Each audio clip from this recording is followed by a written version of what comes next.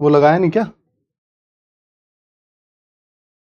Yes, good evening everyone, very good evening to all of you. I hope I am audible as well as visible to you all very clearly. Very good evening. Yes. अगर आपने last class को learn कर लिया है तो eventually it is going to help you out a lot in this entire process, because जैसा कि आप जानते हैं पिछली क्लास के अंदर जो कॉन्सेप्ट्स थे, these concepts are nothing but important for us to know. Why is it so? Because उन्हीं कॉन्सेप्ट से हम बहुत सारी चीजें आगे की ओर सीखेंगे, and that is why it is important for us to know about the pressure belts of the world and simultaneously pressure belts के साथ साथ कैसे इस धरती के ऊपर ये विंड सिस्टम डेवलप हुआ है. थर्डली, अगर आप इस पूरे प्रोसेस को देखेंगे देन यू रियलाइज दैट जो ये विंड सिस्टम है उसमें डिफरेंट तरीके की विंड चलती हैं. विंड की स्पीड को प्रभावित करने वाले बहुत सारे फैक्टर्स भी हैं, जहां पे हमने देखा था कि जो प्रेशर जितना ज्यादा होता है, डिफरेंस जितना ज्यादा होता है, उतनी ज्यादा आपको विंड की स्पीड दिखाई देती है. Right? I am doing good now. I'm really sorry for the cancellation of previous class just because of the health related concerns, and I will try my level best to keep classes on track. Right? And now those who have been asking whether to follow the NCERT wala or these lectures, please do follow these lectures first. Then when we will be entering to the next semester, then I will provide you with a better understanding of how exactly these phenomena are taking place. कैसे इन phenomena का formation हुआ है. पिछली class के अंदर तो हमने सिर्फ यही जाना था कि इन phenomena का जो डेवलपमेंट हुआ वो डेवलपमेंट हुआ एक पर्टिकुलर तरीके से, और उनकी वजह से उनका एप्लीकेशन हमें देखने को मिलता है. We have seen the application of those particular aspects. जैसे आप अगर आप देखेंगे तो आपको पता लग जाएगा कि जो ओवरऑल एस्पेक्ट्स हैं विंड के, उन एस्पेक्ट्स के अंदर सबसे ज्यादा जो जरूरी चीज है that is the development of pressure. और प्रेशर के कारण ही क्या होता है, ये विंड्स चलती हैं. राइट? बिना प्रेशर के ये विंड्स नहीं चलेंगी. और हमने ये भी बोला था कि विंड्स का जो नाम है वो दिया जाता है जिस पर्टिकुलर डायरेक्शन से वो विंड का ओरिजिनेशन होता है. इसीलिए आपने देखा ईस्टर्ली, वेस्टर्ली और ईस्टर्ली ऐसी विंड्स यहां पे हमें देखने को मिलती हैं. Right? So we have identified these winds. इसके बाद ये ना आपको चैप्टर नंबर 5 दिखाई देगा, एक तो सोलर रेडिएशन का. उस चैप्टर को आप देखेंगे तो आप बहुत बेहतर तरीके से कुछ चीजों को समझ पाएंगे. मूविंग अहेड नाउ, हमने अर्थ को एक सिस्टम माना और सिस्टम के अंदर हमने बहुत सारे इनपुट्स देखे. उन इनपुट्स में हम तीसरे मेजर इनपुट की ओर अब अग्रसर हैं, जिसमें मैंने आपको एक आइडिया पिछली क्लास में दे दिया था. और वो आइडिया क्या था मेरे बच्चा लोग? The idea was related to humidity. ठीक है? अच्छा, सवाल पूछा गया विनय के द्वारा, मैं बता देता हूं. सवाल ये था कि क्या जब हम इन विंड्स की बात करते हैं तो नॉर्थ ईस्टर्ली और साउथ ईस्टर्ली विंड्स को ट्रेड विंड्स क्यों कहते हैं?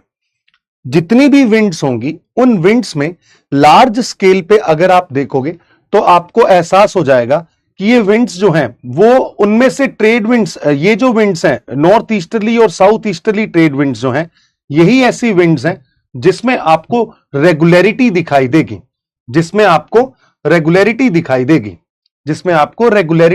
देगी. बाकी की जो विंड्स हैं उन विंड्स के अंदर इतनी रेगुलरिटी नहीं दिखाई देती है.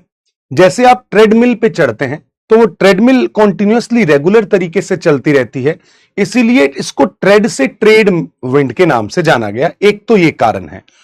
दूसरा कारण ये है मेरे दोस्तों कि ये वो एरिया है जहां पे दुनिया के अंदर लार्ज स्केल पे ट्रेड होता था. इस वजह से आपको वहां पे ट्रेड विंड्स के नाम से इन विंड्स को जाना जाएगा. राइट?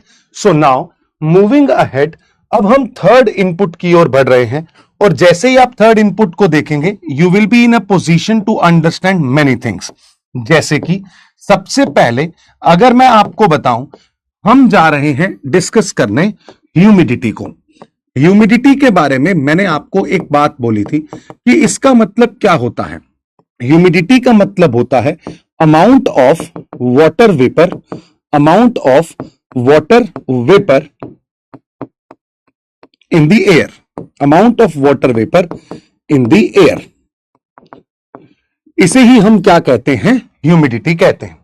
अगर कोई भी एक एयर का कोई भी एक यूनिट आप देखते हैं, मतलब आप पूरी सराउंडिंग की एयर नहीं, कुछ भाग, एयर का कुछ भाग, पार्ट ऑफ एयर देखते हैं, उस पार्ट ऑफ एयर को जब आप देखेंगे तब पता लगा कि इसके अंदर मान लीजिए वाटर वेपर 10 ग्राम है और इसका वॉल्यूम 1 मीटर क्यूब है। इसका जो वॉल्यूम है वो है 1 मीटर क्यूब।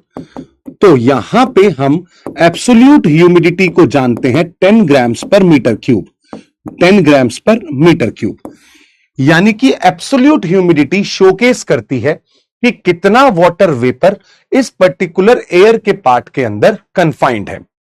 यहां से मेरे सारे प्यारे बच्चे बिल्कुल ध्यान से एक चीज को सोच ले और समझ ले, वो क्या है। द आइडिया हियर इज, जो ये वाटर वेपर है ना, ये वेपर की फॉर्म में होना चाहिए, लिक्विड की फॉर्म में नहीं। किसकी फॉर्म में होना चाहिए, वेपर की फॉर्म में, लिक्विड की फॉर्म में नहीं। और आप जानते हैं एक चीज को बहुत गौर से दिमाग लगा के जवाब देना मेरे प्यारे बच्चों, कि आप अगर ट्रोपोस्फेयर में हैं और ट्रोपोस्फेयर में अगर एल्टीट्यूड इंक्रीज करता है, अगर एल्टीट्यूड इंक्रीज करता है तो टेम्परेचर क्या होता है, please tell me. With increase in altitude temperature decreases, temperature क्या होता है, डिक्रीज होता है। अब आज हम इस पूरे के पूरे एस्पेक्ट के प्रोस्पेक्ट को समझने की कोशिश करेंगे, राइट। जब इसका वाई क्यों पूछा सत्यम आपने, जब ये है ही वाटर वेपर तो हम इसको वेपर की फॉर्म में ही देखेंगे, लिक्विड की फॉर्म में क्यों देखेंगे, है ना। यहां से आपके जो चक्षु हैं वो ओपन हो जाएंगे, बिल्कुल खुल जाएंगे, त्रिनेत्र कैसे, उसको समझिएगा। देखिए मेरे प्यारे बच्चों, हमने एक कॉन्सेप्ट देखा कि अगर मान लीजिए आपको वाटर ड्रॉपलेट्स, जब आप वाटर ड्रॉपलेट्स की बात करते हैं, वाटर ड्रॉपलेट्स का जब टेम्परेचर इंक्रीज होता है, जब आप उसका टेम्परेचर इंक्रीज करेंगे तो इस प्रोसेस को हम किस नाम से जानते हैं, we call this process as evaporation. और इस इवेपोरेशन से हमें किस चीज का फॉर्मेशन होते हुए दिखाई देता है, we see the formation of water vapour. हमें किसका फॉर्मेशन दिखता है, वाटर वेपर का, ठीक है, कोई दिक्कत नहीं है। बट वाटर वेपर से वापस वाटर ड्रॉपलेट में आना है तो टेम्परेचर को क्या करना पड़ेगा, डिक्रीज करना पड़ेगा। और जब टेम्परेचर डिक्रीज होगा तो इस प्रोसेस को हम क्या कहते हैं, कंडेंसेशन कहते हैं। इस प्रोसेस को हम क्या कहते हैं, कंडेंसेशन कहते हैं। चलिए, ये हो गया एक भाग। अब मैं आपको आज का कॉन्सेप्ट नंबर 1 बता रहा हूं, और अगर आप इस कॉन्सेप्ट को समझ गए तो आपके लिए पूरा climatology will be cake walk. कैसे, समझिएगा। कॉन्सेप्ट नंबर 1, बहुत गौर से, बहुत प्यार से समझना। ये एक सरफेस है, इस सरफेस का टेम्परेचर मैंने इंक्रीज कर दिया। और इस सरफेस का टेम्परेचर इंक्रीज कैसे हुआ, क्योंकि ये ऐसा रीजन है जहां पे सनलाइट बिल्कुल सीधी पड़ रही है, सनलाइट बिल्कुल सीधी आ रही है। इंसोलेशन के कारण the temperature of this surface has increased, right. जैसे ही टेम्परेचर इसका इंक्रीज हुआ, वैसे ही क्या हुआ बच्चा, जैसे इसका टेम्परेचर इंक्रीज हुआ, इसके संपर्क में कुछ हवा थी इस पूरे रीजन के अंदर, यह हवा इसके संपर्क में आई। जो भी हवा, air that will come in contact with this surface, सब कुछ लिख रहा हूं, एयर जो कि कॉन्टैक्ट में आएगी इस सरफेस के, contact with surface, air that will come in contact with this surface, वो एयर क्या हो जाएगी, वार्म हो जाएगी। एयर क्या हो जाएगी, वार्म हो जाएगी। और आप जानते हैं जो वार्म एयर होती है वो हल्की होती है। जैसे पानी, गर्म पानी कंपैरेटिवली हल्का होता है, वैसे ही गर्म हवा भी क्या होती है, हल्की होती है। गर्म हवा भी क्या होती है, हल्की होती है। और हल्की चीज क्या नीचे की ओर बैठती है या ऊपर की ओर? सर ऊपर की ओर राइज करेगी। ये क्या करेगी? राइज करेगी। ठीक है सर, ये हवा क्या करने लगी? राइज करने लगी। बट सर हम एक बात जानते हैं कि इस हवा के अंदर क्या क्या होगा। इस हवा के अंदर सर वाटर वेपर भी है और इस हवा के अंदर डस्ट पार्टिकल्स भी हैं। इस हवा के अंदर वाटर वेपर भी है और डस्ट पार्टिकल्स भी हैं। हमने तो सिर्फ इतना समझा कि इसके अंदर सर वाटर वेपर का प्रेजेंस था, वाटर वेपर का प्रेजेंस था। अब जब ये हवा ऊपर उठेगी, इसके अंदर जो पानी के वाटर वेपर के जो कण होंगे, जो वाटर वेपर हैं, जैसे ये एयर राइज हुई, एयर की राइजिंग के कारण आपने खुद ने बताया सर टेम्परेचर क्या होगा? डिक्रीज होगा। जैसे ही टेम्परेचर डिक्रीज होगा, वाटर वेपर का टेम्परेचर डिक्रीज होते ही कौन सा प्रोसेस स्टार्ट हो जाएगा? सर कंडेंसेशन का प्रोसेस स्टार्ट हो जाएगा। कौन सा प्रोसेस स्टार्ट हो जाएगा? कंडेंसेशन का। और कंडेंसेशन के प्रोसेस से क्या बनेंगे? Water droplet. और अगर आपको थोड़ा बहुत ज्ञात है, आप अगर शिमला या किसी रीजन में जाते हैं तो आपको पता होगा, आपने बादलों के अंदर हाथ लगाया तो आपके हाथ में पानी आ जाता है। बेसिकली आज के बाद मेरा हर बच्चा एक चीज अपने दिमाग में, अपने दिल में डाल लेगा, वो ये है कि क्लाउड्स क्या होते हैं? Clouds are tiny droplets. Tiny मतलब वो छोटे छोटे, टाइनी ड्रॉपलेट्स ऑफ वाटर। पानी के छोटे छोटे जो ड्रॉपलेट्स होते हैं उन्हें ही हम क्या कहते हैं? क्लाउड्स कहते हैं। होता यह है, जब कंडेंसेशन होना होता है, उस कंडेंसेशन के प्रोसेस में जो वाटर वेपर होती हैं, जो वाटर वेपर होती है, इस वाटर वेपर का जब टेम्परेचर डिक्रीज होता है, इस वाटर वेपर का जब टेम्परेचर डिक्रीज होता है, मान लीजिए ये एक सरफेस था, यहां से हवा राइज की। जब हवा राइज की तो यहां पे वाटर वेपर जो थी, ये जो वाटर वेपर है जो मैंने बनाया हुआ है, ये क्या है? वाटर वेपर है। अब ये वाटर वेपर क्या होना शुरू होगी? कंडेंस होना शुरू होगी। ये वाटर वेपर क्या होना शुरू होगी? कंडेंस। बट मेरे दोस्तों, आज के बाद यहां पे बैठा हर व्यक्ति ये चीज याद रखे, कंडेंसेशन के लिए तीन चीजों की आवश्यकता होती है। तीन चीजों की आवश्यकता है। पहली, प्रेजेंस ऑफ वाटर वेपर। क्या होना चाहिए? वाटर वेपर होना चाहिए। दूसरा होना चाहिए टेम्परेचर का कम होना, क्योंकि जब टेम्परेचर कम नहीं होगा तो कंडेंसेशन कैसे होगा। और तीसरा, इसको चाहिए कुछ डस्ट पार्टिकल्स। क्यों चाहिए डस्ट पार्टिकल्स? क्योंकि जब ये कंडेंसेशन होना होता है, जब ये पानी की ड्रॉपलेट्स बनेंगी, इन पानी की ड्रॉपलेट्स को एक सरफेस चाहिए होता है, जिसके सराउंडिंग में ये जो सरफेस है, this surface act as the resting place. The surface act as the resting place मतलब क्या है? जो वेपर पानी में बदलेगी, उस वेपर को रोकने के लिए एक सरफेस चाहिए जिसके ऊपर ये कंडेंसेशन का प्रोसेस हो। जैसे अगर आप केमिस्ट्री के बैकग्राउंड से हैं तो आपको यह पता होगा कि कुछ केमिकल रिएक्शंस ऐसी होती हैं जिनको होने के लिए, जिनको करने के लिए क्या चाहिए होता है? सरफेस की आवश्यकता होती है। कंडेंसेशन के प्रोसेस को होने के लिए भी we need a resting place, जिसके अराउंड, जिसके ऊपर आके वाटर वेपर रुका, इसका तापमान ठंडा हुआ और ये कंडेंसेट हुआ, इसका कंडेंसेशन हुआ। इन्हीं को हम डस्ट पार्टिकल्स के रूप में देखते हैं। तो ये जो डस्ट पार्टिकल्स होते हैं, ये किसका काम करते हैं? सर ये रेस्टिंग प्लेस का काम करते हैं। अगर इस धरती में एटमॉस्फेयर के अंदर ये डस्ट पार्टिकल्स नहीं होंगे तो कंडेंसेशन नहीं होगा। इसीलिए इनको एक स्पेशल नाम दिया जाता है। We call this as hygroscopic nuclei. Nuclei का मतलब है पार्टिकल और प्लेस। हाइग्रोस्कोपिक मतलब जो अपना प्यार, अपनी वफा दिखाते हैं किसके साथ, वाटर के साथ अटैच होते हैं, वाटर को क्या करते हैं, अपनी ओर अटैच करते हैं, उसे हम हाइग्रोस्कोपिक कहते हैं। अब एक बात बताओ, जब आपने एटमॉस्फेयर का कॉम्पोजिशन पढ़ा तब आपने देखा कि सर एटमॉस्फेयर के अंदर गैसेस होती हैं, एटमॉस्फेयर के अंदर वाटर वेपर होता है और डस्ट पार्टिकल्स होते हैं। तो डस्ट पार्टिकल की तो टेंशन है नहीं, वन। सेकंड, जब ये हवा राइज करेगी तो तापमान क्या होगा, डिक्रीज होगा, ये आपको याद है। थर्ड, वाटर वेपर का प्रेजेंस है।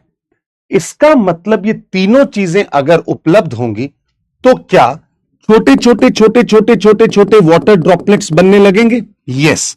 जो ये छोटे छोटे वाटर ड्रॉपलेट्स हैं, ये water droplets, millions of water droplets, कितने, मिलियंस ऑफ वाटर ड्रॉपलेट्स जब आपस में जुड़ने लगते हैं तब किसका फॉर्म करते हैं, millions of water droplets combine with each other, क्या करते हैं, कंबाइन करते हैं खुद के साथ, कंबाइन विद ईच अदर। तो आपको किसका फॉर्मेशन होते हुए दिखाई देगा, you will see the formation of clouds, you will see the formation of clouds. This is very easy process to understand and comprehend. Why is it so? Just because of a fact that this process of condensation is responsible for the formation of clouds. इसी कारण से आपने एक चीज देखी होगी कि जब बारिश आती है, मान लो आपकी गाड़ी बाहर खड़ी है और बारिश हुई, तो आपकी गाड़ी का जो आगे विंडशील्ड है उस पे ना डस्ट पार्टिकल के निशान पड़ जाते हैं, धब्बे पड़ जाते हैं। मेरे को एक दिन लगा ऐसा क्यों हुआ, पानी बरसा है जब, तब पानी के बरसने से ये तो पूरा का पूरा साफ हो जाना चाहिए था, ये गाड़ी तो और गंदी हो गई। तो बाद में पता लगा कि जो ये पानी बरसा है, इसके ऊपर जो ये कंडेंसेशन हुआ था, ये किसके ऊपर हुआ था, डस्ट के ऊपर हुआ था। इस कारण से जब बारिश होती है तो ये डस्ट पार्टिकल भी साथ आते हैं। अब आगे बढ़ें, हम यहां पे इस प्रोसेस में देखें, ये हवा राइज की, बिल्कुल सर, इसके राइजिंग में क्या वाटर वेपर था? हां जी सर था, मान के चल रहा हूं था। क्या सर एटमॉस्फेयर के अंदर डस्ट पार्टिकल्स हैं? बिल्कुल सही बात है, एटमॉस्फेयर के अंदर डस्ट पार्टिकल्स हैं, वाटर वेपर भी है। और राइज करने से क्या सर टेम्परेचर डिक्रीज हुआ? यस। तो क्या ये तीनों कंडीशंस फुलफिल होती हैं? यस सर, तीनों कंडीशंस फुलफिल होती हैं। इसकी वजह से क्या हो जाएगा, कंडेंसेशन। इसकी वजह से क्या बनेंगे, क्लाउड्स। इसकी वजह से क्या बनेंगे, क्लाउड्स। और जब क्लाउड्स बनेंगे तो इसकी वजह से पॉसिबिलिटी है कि आपको रेनफॉल दिखाई दे। ये जो प्रोसेस है, अगर आपको समझ में आ गया तो मजा आ जाएगा। सबसे पहला स्टेप, सरफेस का गर्म होना, गर्म सरफेस के साथ जो हवा संपर्क में आई उसका हल्का हो जाना, हल्का होते ही उसका ऊपर की ओर उठ जाना, और जब ये ऊपर उठेगी तो यहां पे कैसा प्रेशर बनेगा, लो प्रेशर बनेगा। और जब हवा ऊपर उठी तो तापमान क्या हो गया, कम, वाटर वेपर था, डस्ट पार्टिकल था। अब सर इसका ह्यूमिडिटी से क्या रिलेशन है? ह्यूमिडिटी से इसका एक सिंपल रिलेशन है। ह्यूमिडिटी का मतलब क्या होता है, amount of water vapour, amount of water vapour, water vapour in grams per unit volume. मान लीजिए यहां पे जो हवा राइज हुई है, इसके अंदर वाटर वेपर का अमाउंट ज्यादा है, तो क्लाउड्स जो होंगे वो भी बहुत थिक होंगे या थिन होंगे? सर बहुत मोटे डेवलप्ड क्लाउड्स होंगे। और अगर ये थिक क्लाउड्स होंगे तो बारिश होने के, रेनफॉल होने के जो चांसेस हैं वो भी क्या हो जाएंगे, इंक्रीज हो जाएंगे। Tell me one thing, have you understood this concept और नॉट? बहुत धीरे पढ़ा है, रिपीट में नहीं करूंगा, पहले ही बता रहा हूं।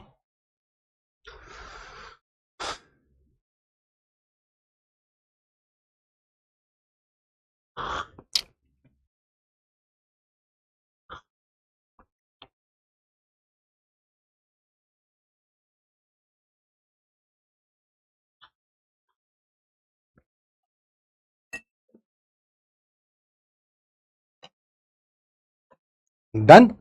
सो अब हमें एक चीज समझ में आई, वो ये है कि बहुत बढ़िया,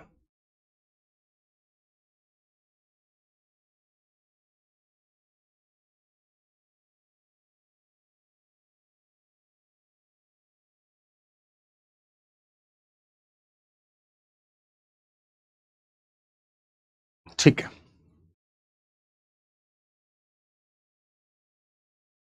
बहुत बढ़िया।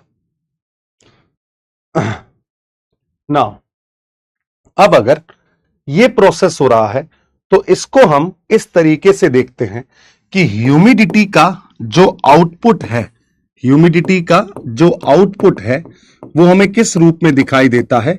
कंडेंसेशन के रूप में। और ये जो कंडेंसेशन है हमें किस रूप में दिखाई देता है? क्लाउड्स के रूप में। कंडेंसेशन किस रूप में दिखाई देता है? क्लाउड्स के रूप में।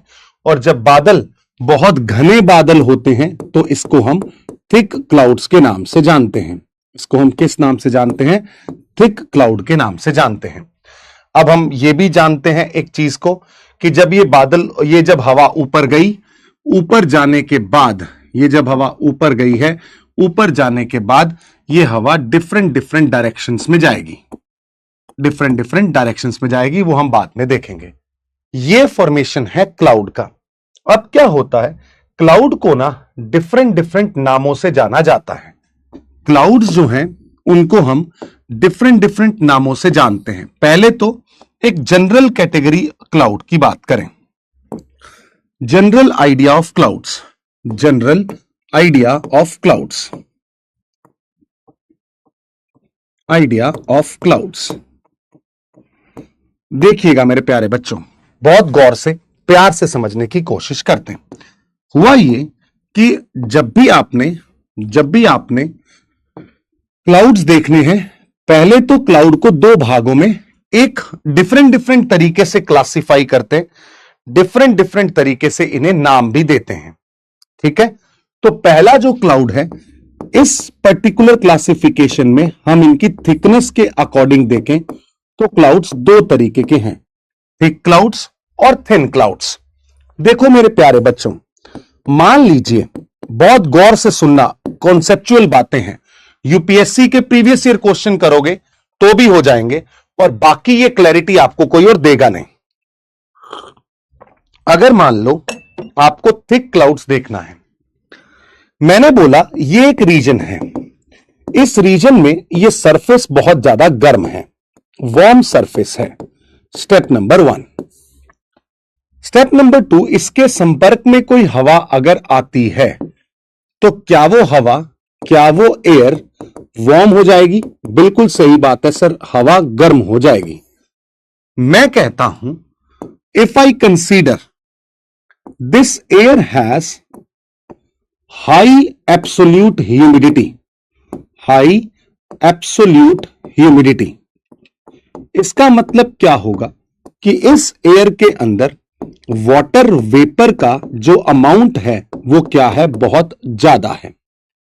वाटर वेपर का अमाउंट ज्यादा है, इसका मतलब यह है कि अगर किसी कारणवश ये हवा राइज कर गई, अगर किसी कारणवश ये हवा राइज कर गई तो राइज होते ही इसका टेम्परेचर क्या हो जाएगा? कम। डस्ट पार्टिकल्स हैं ही, कंडेंसेशन होने के बाद क्या फॉर्म होंगे? क्लाउड्स। हवा इसके संपर्क में आई, संपर्क में आते ही यह हवा क्या करने लगी? ऊपर की ओर उठने लगी। यह हवा ऊपर की ओर उठने लगी। जब यह हवा ऊपर की ओर उठने लगी है मेरे दोस्तों, तो क्या इसका टेम्परेचर कम हुआ? बिल्कुल सही बात है। क्या कंडेंसेशन स्टार्ट हो गया? यस। क्लाउड बन गए? यस। तो क्या यहां पे अगर आप इस डायरेक्शन में खड़े हैं, इस जगह पे खड़े हैं, आपको दिखने लगेगा कि ये क्लाउड्स, जैसे जैसे हवा ऊपर जाती जा रही है वैसे वैसे कंडेंसेशन होता जा रहा है। जैसे जैसे ये हवा ऊपर की ओर जाती जाएगी वैसे वैसे इस हवा के अंदर जितने भी वाटर वेपर होंगे वो सारे कंडेंस होते जाएंगे। अगर वो सारे कंडेंस होंगे तो क्या बनेगा? बादल बनेगा। अब जब ये ऐसा बादल बना तो ये थिन है या थिक है? Sir this is thick cloud, thick cloud. और यहां से कोई सनरेज आने की कोशिश करे तो सनलाइट क्या आ सकेगी? सर नहीं आ सकेगी, ये वापस चली जाएगी। इसीलिए यहां खड़े हुए व्यक्ति को ऐसा लगता है कि जब बारिश होने वाली होती है तब आसमान में एकदम घनघोर घटाएं छा जाती हैं। वो घनघोर घटाएं छाने का मेजर कारण क्या है? बेटा सनरेज अब आ नहीं पाती आप तक, इसीलिए आपको बादल काले कलर के, ग्रे कलर के, डार्क कलर के दिखने लगते हैं। अगर आप किसी दिन फ्लाइट लेके जाओगे ना, फ्लाइट पे जाओगे तो पता चलेगा, अगर फ्लाइट उड़ गई, अहमदाबाद में नहीं गिरी, तो यहां पे आपको पता लगेगा कि बादल का कलर तो व्हाइट ही है, बट यहां से मुझे क्या दिख रहा है? ब्लैक दिख रहा है, क्योंकि कोई भी रेज इससे पास हो नहीं पा रही। राइट? तो ये वो क्लाउड हैं जो कि थिक क्लाउड होते हैं। अब दिमाग लगा के ये जवाब दो, इस व्यक्ति के परिदृश्य में देखूं तो ये बादल तो बहुत ही नजदीक है, इसलिए इन्हें हम लो क्लाउड्स के नाम से जानते हैं। इन्हें हम किस क्लाउड्स के नाम से जानते हैं? लो क्लाउड्स के नाम से जानते हैं। और ऐसे बादल जो घनघोर घटाएं छा जाती हैं उस समय बनते हैं, उन बादलों को हम रेनफॉल के साथ एसोसिएट कर सकते हैं। रेनफॉल की पॉसिबिलिटी जो है वो यहां पे आपको बढ़ती हुई दिखेगी, रेनफॉल की पॉसिबिलिटी बढ़ती हुई दिखेगी।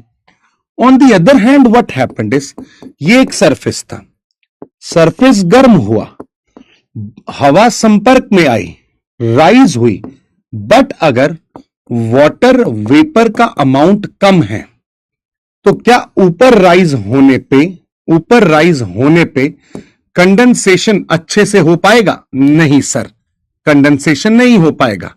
इस वजह से जब ये हवा राइज हो रही है, बादल अभी बनने स्टार्ट नहीं हुए, बट जब हाइट बहुत ज्यादा हो जाएगी, टेम्परेचर बहुत ज्यादा कम हो गया, तब बादल बनने स्टार्ट हुए। और ये बहुत पतले से बादल बनेंगे, और यहां पे खड़ा हुआ व्यक्ति जो होगा उससे इस बादल की दूरी बहुत ज्यादा होगी। इसीलिए जो थिन क्लाउड्स जो होते हैं ये कंपैरेटिवली आपको हाई क्लाउड्स के रूप में दिखाई देंगे। ये कैसे दिखाई देंगे? High clouds.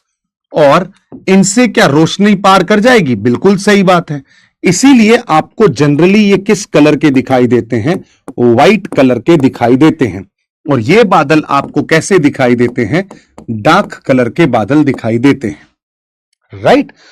तो क्या मैं कह सकता हूं अमाउंट ऑफ वाटर वेपर से आपको बादलों का डिफरेंट हाइट दिखाई दे रहा है, उनका कलर भी डिफरेंट हो रहा है।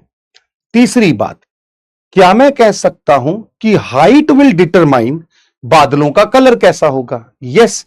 अगर सर लो क्लाउड्स हैं तो डार्क हैं, हाई क्लाउड्स हैं तो व्हाइट हैं। अगर यहां पे मीडियम लेवल पे क्लाउड बन जाते तो वो कंपैरेटिवली इससे कम और इससे ज्यादा क्या होते? डार्क होते, ग्रेइश कलर के बादल हमें दिखाई देते। इसका मतलब यह हुआ कि इन बादलों का बनना निर्भर कर रहा है किस पे? वाटर वेपर पे। अगर वाटर वेपर नहीं होगा तो बादलों का बनना होगा ही नहीं, सिंपल सी बात है। वाटर वेपर कम होगा तो बादल बहुत दूरी पे बनेंगे, थोड़ा ज्यादा होगा मीडियम हाइट पे बनेंगे, और थोड़ा ज्यादा होगा लो हाइट पे बनेंगे। Tell me, have you understood this part और not? Right? A for yes, B for no.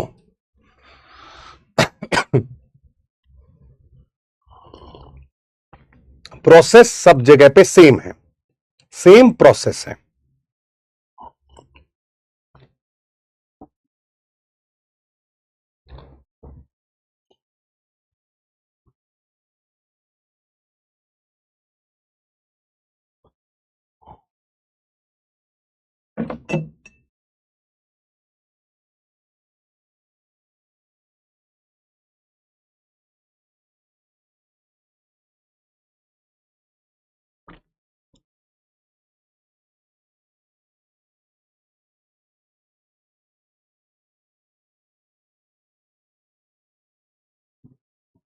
बहुत बढ़िया, शानदार, मजा आ गया।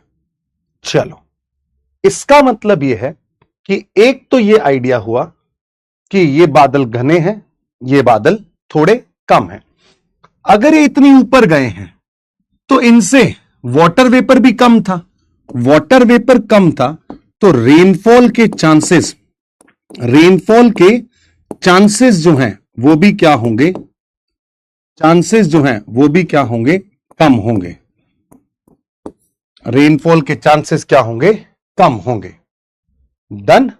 So this is the idea. अब मुझे आइडिया मिल गया है क्लाउड्स कितने तरीके के होते हैं। अब मुझे थोड़े से इनके नाम याद करने हैं।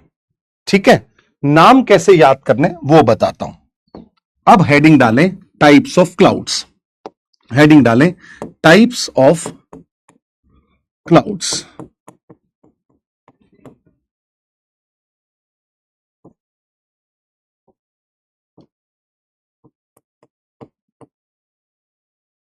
सबसे पहला अगर आप देखेंगे, क्लाउड्स को उनकी हाइट के अकॉर्डिंग डिवाइड किया जाता है, उसके साथ साथ उनके शेप के अकॉर्डिंग भी। राइट। जैसे अगर मैं बोलूं हाइट के अकॉर्डिंग, हाई क्लाउड्स जो होते हैं, हाई क्लाउड्स को हम सिरस क्लाउड कहते हैं। अब ये नाम है किसी ने रख दिए। जो मीडियम हाइट पे होते हैं इन्हें हम ऑल्टो क्लाउड्स के नाम से जानते हैं। राइट। और जो लो हाइट पे होते हैं इन्हें हम स्ट्रेटो क्लाउड के नाम से जानते हैं। शेप के मुताबिक अगर देखें हम, कुछ क्लाउड्स आपने देखे होंगे इस तरीके के जो बचपन में अभी तक बनाए हैं, कॉटन वूल लाइक क्लाउड, है ना, कॉटन, ओहो, कॉटन वूल लाइक क्लाउड। जब कॉटन वूल लाइक क्लाउड देखते हैं तो इन्हें हम क्यूमुलस क्लाउड के नाम से जानते हैं। We call it as cumulus clouds. और कुछ ऐसे क्लाउड्स हैं जो ये क्यूमुलस क्लाउड्स तो ऐसे दिखेंगे, कुछ ऐसे क्लाउड्स हैं इस तरीके से दिखेंगे। ये जो क्लाउड्स हैं लेयर्ड क्लाउड्स हैं क्योंकि इनमें लेयर्स हैं। लेयर्स को एक और नाम दिया जाता है जिसे हम स्ट्रेटा कहते हैं, इसलिए इन क्लाउड्स को, लेयर्ड क्लाउड्स को हम स्ट्रेटस क्लाउड के नाम से जानते हैं। लेयर्ड क्लाउड्स को स्ट्रेटस क्लाउड के नाम से जानते हैं। राइट। फिर सर कुछ एक बात हमेशा ध्यान में रखिएगा, नॉट एवरी क्लाउड, ये लिख लीजिएगा, not every cloud is responsible for rainfall. यहां पे बता देता हूं, not every cloud is responsible for rainfall, is responsible for rainfall। सारे क्लाउड रेनफॉल के लिए रिस्पॉन्सिबल नहीं होते। जो क्लाउड रेनफॉल के लिए रिस्पॉन्सिबल होते हैं उन्हें हम रेन बियरिंग क्लाउड्स के नाम से जानते हैं। We call them as rain bearing clouds. इन रेन बियरिंग क्लाउड्स को हम किस नाम से जानते हैं? निम्बस नाम से जानते हैं। We call them as nimbus clouds. We call them as nimbus clouds. अगर ये याद कर लिया तो कहानी बहुत आसान हो जाएगी। कैसे? सर अब हमें डिफरेंट टाइप्स ऑफ क्लाउड्स के बारे में जानकारी दे दो। क्या है वो डिफरेंट टाइप्स ऑफ क्लाउड्स के बारे में जानकारी? देखिएगा, सबसे हाई क्लाउड्स जो होंगे उनको हम सिरस क्लाउड्स कहते हैं। बिल्कुल ठीक है सर। बट सर कुछ ऐसे हाई क्लाउड हो सकते हैं जिनकी शेप कॉटन तरीके से हो, कुछ ऐसे हाई क्लाउड हो सकते हैं जो कि लेयर्ड शेप में हो। जो लेयर्ड शेप में होंगे उन्हें हम सिरोस्ट्रेटस कह देंगे। सिरोक्यूमुलस कह देंगे। अब तो हमें परमुटेशन कॉम्बिनेशन बनाना है, सिरोक्यूमुलस कह देंगे। एक बात और देखो, जब किसी ने मुझे बोला कि सर तो सिरोनिम्बस भी तो होना चाहिए, मैंने उसको एक बात समझाई कि तेरे को पहली स्लाइड में यह बताया था कि जो हाई क्लाउड्स होते हैं वो रेनफॉल नहीं करते हैं। इसका मतलब हाई क्लाउड के अंदर आपको निम्बस क्लाउड मिलना मुश्किल है। ठीक है सर। फिर आते हैं मिडिल लेवल पे। सर मिडिल लेवल पे जो क्लाउड्स हैं वो क्या होंगे? Sir alto cumulus, alto cumulus and sir alto stratus, alto stratus बिल्कुल सही है, alto cumulus and alto stratus. Done रहा। अब किसी ने मुझसे पूछा कि सर सिर्फ ऑल्टो नहीं होता? नहीं बेटा, सिर्फ ऑल्टो नहीं होता, ऑल्टो वैसे भी मारुति सुजुकी के साथ लिख के आती है, इसलिए ऑल्टो स्ट्रेटस, ऑल्टो क्यूमुलस। सिरस के केस में ये स्पेसिफिक और एक स्पेशल केस है, आपको ये याद रखना ही पड़ेगा क्योंकि इसका नोमेनक्लेचर ना तुमने किया ना मैंने किया, ये नोमेनक्लेचर तो हो गया। जिसने किया उसने ऑब्जर्व किया कि ऑल्टो नाम का कोई क्लाउड नहीं होता, इसमें या तो ऑल्टो मिडिल हाइट पे क्यूमुलस क्लाउड होते हैं या स्ट्रेटस होते हैं। अब फिर मुझसे किसी ने पूछा सर ऑल्टो निम्बस हो सकते हैं? मैंने फिर उसको बोला कि बारिश करने वाले क्लाउड तो कौन से हैं? लो क्लाउड्स हैं। तो एक बात तो तय है, निम्बस जो है वो लो क्लाउड के साथ एसोसिएटेड होगा। डन रहा। यहां से एक बात समझ में आई, वो ये थी कि जो ये क्लाउड्स होते हैं लो लेवल पे, इनको हम दो तरीके से देखते हैं। First is nimbus and cumulus, इन दोनों का मिलन, जिसको बोला जाता है क्यूमुलो निम्बस क्लाउड्स, जिसको हम किस नाम से जानते हैं? क्यूमुलो निम्बस क्लाउड के नाम से।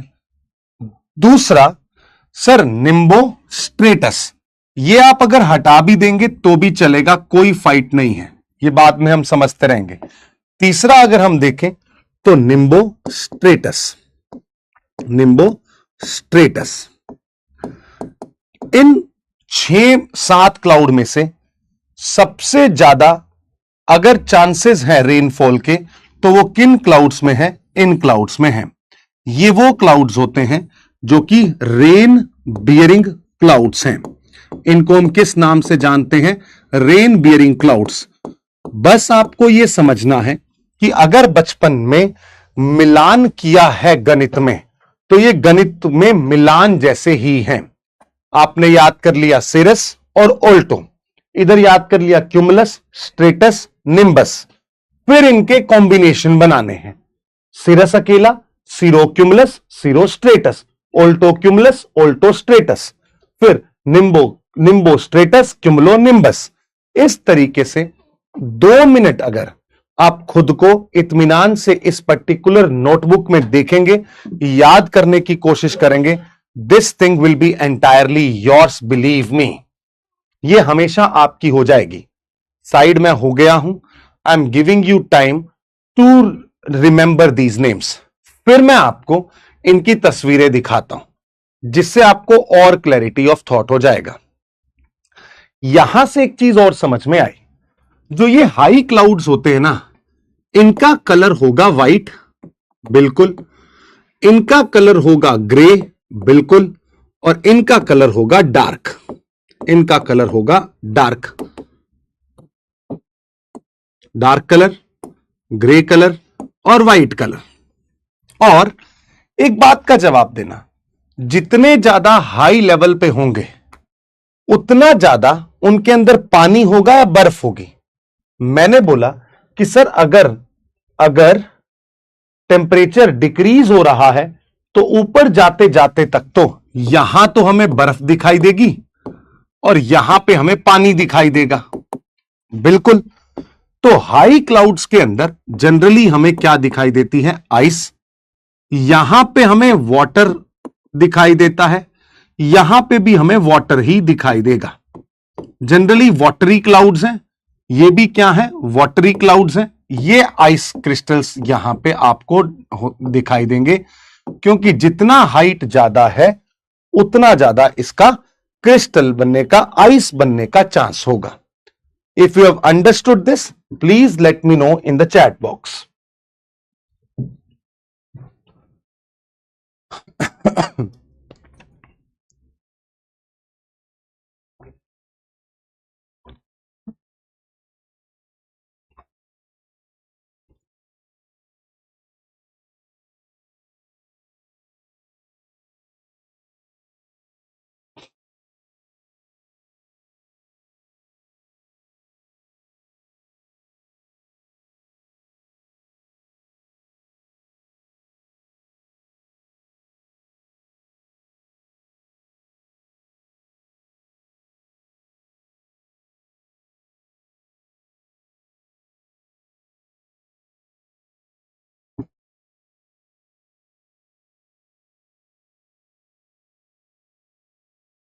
बहुत बढ़िया।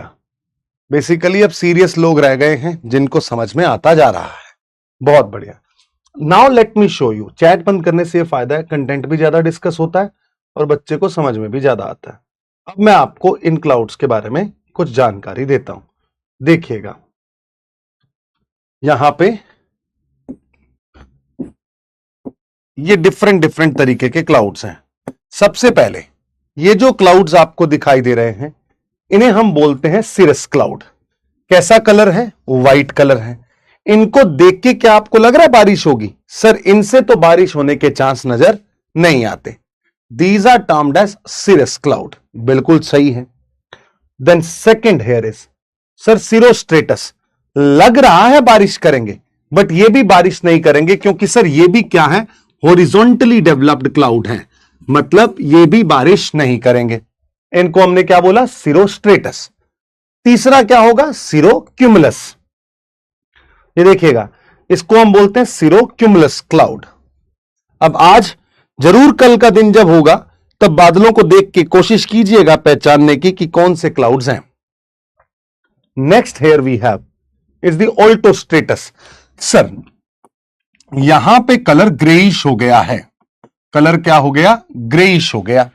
ठीक है, इनके अंदर क्या होगा? वाटर होगा। सर ये स्ट्रेटस हैं, तो कैसे मैनर में होंगे? सर ये लेयर्ड मैनर में होंगे। बहुत बढ़िया। नेक्स्ट, ऑल्टोक्यूमुलस। यहां पे भी बीच बीच में ग्रेइश कलर दिख रहा है आपको। सो यहां पे सर कॉटन वूल लाइक होंगे। Cotton wool like. Height medium है, मीडियम हाइट है। और बारिश के चांस, रेनफॉल के चांस क्या है? कंपैरेटिवली कम है। रेनफॉल के चांसेस क्या है? कम है। हो गया, done. Then moving ahead, nimbostratus. अब बताओ बारिश होगी कि नहीं? यस, डार्क क्लाउड्स हैं। डार्क क्लाउड्स हैं, बिल्कुल सही बात है। एक चीज मैं आपको बता देता हूं, the most important fact here is, in the dark clouds we realise that these are responsible for rainfall, but responsible for rainfall तो ये वाले क्लाउड्स भी हैं, ये वाले भी हैं। रिस्पॉन्सिबल तो ये वाले भी हैं। अब यहां से आपको एक चीज समझनी है, निम्बोस्ट्रेटस क्लाउड्स। वापस आता हूं ऊपर और आपको समझाता हूं एक बढ़िया खूबसूरत सी बात। वो क्या है? देखिएगा,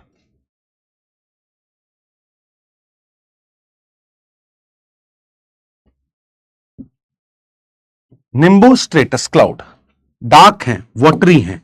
कभी कभी ऐसा होता है कि आपको ऐसा लगता होगा कि रेनफॉल, मध्यम मध्यम सी बारिश हो रही है, कोई बिजली नहीं खड़क रही, बिल्कुल कोई थंडर स्टॉर्म नहीं है, कोई लाइटनिंग नहीं है, कोई शोर नहीं, बस बरसता जा रहा है, बरसता जा रहा है। और ऐसा भी नहीं कि बहुत तेज बारिश है, gentle, moderate, long duration rainfall है। जेंटल मतलब ड्रिजलिंग है, moderate and long duration rainfall है, लॉन्ग ड्यूरेशन रेनफॉल है, तो इस केस के अंदर कौन से क्लाउड बनते हैं? निम्बोस्ट्रेटस। कौन से क्लाउड बनते हैं? निम्बोस्ट्रेटस। बट अगर थंडर है, लाइटनिंग है, थंडर है, लाइटनिंग है ना, हैवी रेनफॉल है, इस केस के अंदर आपको कौन से क्लाउड मिलेंगे? Cumulonimbus. Now tell me in the answer box, tell me here, cloud burst के समय बहुत तेजी से बारिश हो जाती है, कौन से क्लाउड्स बने होंगे? क्लाउड बर्स्ट के समय बनने वाले क्लाउड कौन से होंगे? निम्बोस्ट्रेटस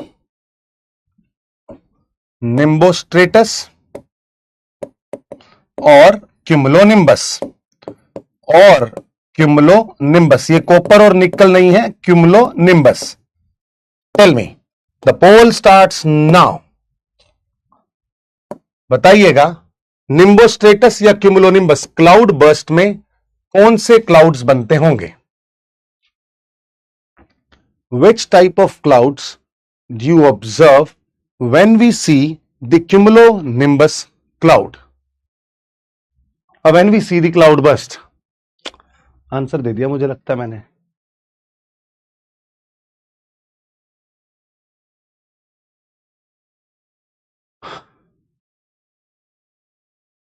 I'm waiting for a response. The moment the poll will be stopped, I will see 100% सही आना चाहिए, मजा आ जाएगा। एक दिन 100% आ जाए, फोटो खींच के लेके जाऊंगा अपने साथ। The answer here would be B, cumulonimbus. अरे यार, अभी भी लोगों को कैसे लग रहा है कि निम्बोस्ट्रेटस होगा? This would be the correct answer, this would be the correct. मैं तो 100% सोचा था, क्योंकि देखो क्या होता है। अब मैं आपको बहुत बढ़िया तरीके से थंडर स्टॉर्म समझाऊंगा, ध्यान से समझना क्या होता है, कैसे होता है, क्यों लाइटनिंग आती है, क्यों चार्ज डेवलप होते हैं, कैसे बारिशें होती हैं, सब चीजों को समझेंगे एकदम पूरा गौर से। बस पहले एक चीज जाने कि क्लाउड बर्स्ट जो होता है, क्लाउड बर्स्ट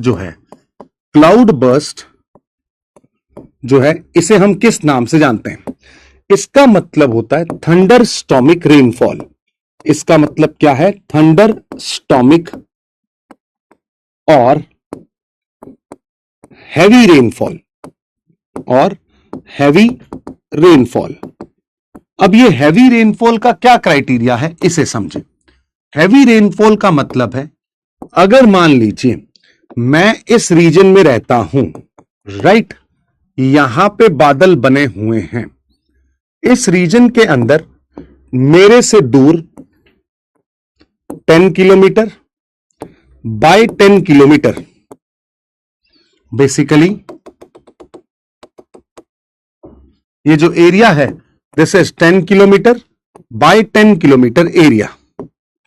इस एरिया के अंदर 10 सेंटीमीटर पर आवर, एक घंटे में 10 सेंटीमीटर रेनफॉल हो जाए, उसे हम क्लाउड बर्स्ट कहते हैं। मतलब यह है बेटा कि क्लाउड बर्स्ट ऐसा नहीं है कि बादल फटेगा फिर ऊपर से कोई इंद्रदेव नीचे आएंगे, नो, ऐसा नहीं है। क्लाउड बर्स्ट का मतलब होता है बहुत ज्यादा रेनफॉल हो जाना। अब ये ज्यादा का क्या क्राइटेरिया है? सरकार कहती है मैं जहां से 10 किलोमीटर, मेरे इस साइड 10 किलोमीटर का ये एरिया, जो 10 किलोमीटर बाय 10 किलोमीटर का रीजन होगा, इस रीजन में अगर एक घंटे के अंदर 10 सेंटीमीटर बारिश हो जाए, उसे हम क्लाउड बर्स्ट कहते हैं। अब एक व्यक्ति आया, मुझे कहता कि सर 10 सेंटीमीटर कैसा होता है वो तो बता दो। मैंने उसको बोला ये राजस्थान है, राजस्थान के इस एरिया में 0 सेंटीमीटर साल भर में बारिश होती है, 0 सेंटीमीटर साल भर में, और यहां एक घंटे में 10 सेंटीमीटर हो जाए, मतलब मान के चलना एक घंटे में 10 सेंटीमीटर बारिश अगर हो गई तो गुड़गांव तो 10-12 दिन के लिए बंद, डन डस्टेड हो जाएगा। एकदम गेम ओवर, खत्म, टाटा बाय बाय, ये सब हो जाएगा। इसका मतलब है, इसे हम क्लाउड बर्स्ट कहते हैं। और क्लाउड बर्स्ट का मतलब क्या है, यहां पे हैवी रेनफॉल है, थंडरस्टॉर्मिक रेनफॉल है। तो ये जो थंडरस्टॉर्मिक रेनफॉल है, ये किसके साथ एसोसिएटेड होगी बेटा? क्यूमुलो निम्बस क्लाउड के साथ। किसके साथ? क्यूमुलो निम्बस क्लाउड के साथ। सर अब ऐसा क्या खास है इनके अंदर जो बारिशें बहुत होती हैं, ये सब बता दो। ठीक है, ये हमें समझ में आ गया क्लाउड बर्स्ट क्या होता है। बस हमें अभी समझना है कि थंडर स्टॉर्म्स क्या हैं। अभी हमें समझना है कि थंडर स्टॉर्म्स क्या होते हैं। हमें अभी ये नहीं पता कि थंडर स्टॉर्म्स क्या होते हैं। सर ये समझा दो, मजा आ जाए। मैंने बोला कि थंडर स्टॉर्म्स को अगर समझना है तो you have to have the understanding of rainfall first. पहले तो पता हो बारिश का, कि बारिश कब होती है कब नहीं होती। मेरे यहां पे बादल तो बनते हैं राजस्थान में, बट बारिश नहीं होती। किसी के यहां बादल बनते हैं, उसी समय बारिश हो जाती है। ये किस चीज पे निर्भर करता है सर? तो मैंने आपको पहले बोला कि रेनफॉल को समझने के लिए हमें दो चीजें समझनी है। पहली बात तो रेनफॉल को बोला जाता है प्रेसिपिटेशन। ये जो वर्ड है इसे हम क्या कहते हैं? रेनफॉल। अगर आप देखें तो प्रेसिपिटेशन इसकी एक अम्ब्रेला टर्म है, जिसके अंदर ही आपको क्या दिखाई देगा? रेनफॉल। यहां हमारे पास दो चीजें हैं जिसको हमने जानना है। One is types and second forms. Types and forms of precipitation. Precipitation का टाइप और फॉर्म बता दे, बस यहां से हमें आगे की ओर अग्रसर होना है। Types and forms of precipitation, types and forms of precipitation. ठीक है सर, पहले तो हम एक काम करते हैं, फॉर्म्स की ही बात कर लेते हैं। फॉर्म्स में सर डिफरेंट तरीके के हमें फॉर्म्स दिखाई देंगे। जैसे कि सर कभी कभी होता है स्नोफॉल, कभी होता है ड्रिजल, है ना, कभी होता है रेनफॉल, कभी होता है सर ओले गिर जाते हैं, हेल्स, और कभी हम इसे कहते हैं स्लीट। अब आज मैं पूरा डिटेल में पढ़ा रहा हूं, तो थोड़ा ध्यान से समझने की कोशिश करना। आपके जो वहम थे वो सारे दूर हो जाएंगे, पता लग जाएगा whether you will be able to understand this और नॉट, है ना। कोशिश करता हूं, यस नो में जवाब पूछूंगा आपसे। अभी तक सब समझ में आया ना? पहले तो ये जवाब दे दो, अभी तक समझ में आया ना मेरे बच्चों? A for yes, B for no.